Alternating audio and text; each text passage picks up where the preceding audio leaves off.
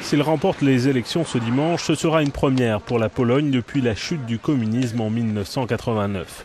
Le Premier ministre polonais, Donald Tusk, remet son mandat en jeu et semble bien parti pour le conserver grâce à son parti libéral, Plateforme Civique.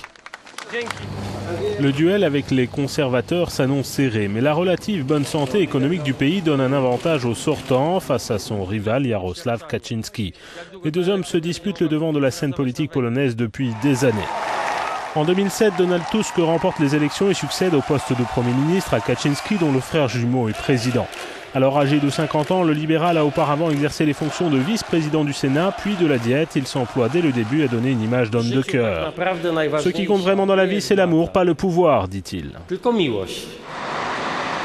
Libéral convaincu depuis sa jeunesse et fervent pro-européen, il prône le renforcement des institutions européennes et promet de poursuivre les privatisations. Pour Donald Tusk, il faut moins d'État et plus d'entrepreneurs. Son slogan, la Pologne en construction. Et ça a marché jusque-là. Le pays qui a rejoint l'Union européenne en 2004, mais pas encore la zone euro, a traversé la tourmente sans encombre.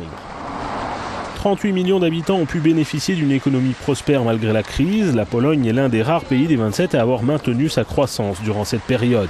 Son PIB a augmenté de 3,8% en 2010. Son déficit attendu de 6,5% en 2011 devrait redescendre sous les 3% en 2012. Le taux de chômage, quant à lui, reste relativement élevé. Un bilan qui fait sans nul doute de l'ombre à son rival, lui aussi de droite, Jarosław Kaczyński, qui dirige d'une main de fer le parti droit et justice n'a qu'un seul rêve, revenir au pouvoir. Tous les moyens sont bons, y compris l'exploitation de l'émotion provoquée par la catastrophe de Smolensk, dans laquelle le président polonais, son frère jumeau, a trouvé la mort en 2010. Kaczyński a développé autour de cet accident une théorie du complot entre Tusk et les Russes. De manière générale, il fustige la politique de son rival. On le dit autoritaire, russophobe, germanophobe. Il a aussi une réputation d'eurosceptique virulent et de nombreux accrochages avec Bruxelles à son actif. Il est opposé à toute nouvelle privatisation et joue sans cesse sur la fibre patriotique des Polonais.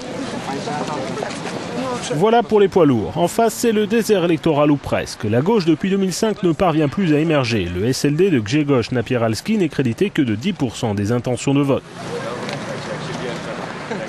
Idem pour Waldemar Pawlak du Parti paysan, plus ancienne formation politique et souvent présent dans les coalitions gouvernementales et qui ne peut espérer non plus davantage que 10% des voix.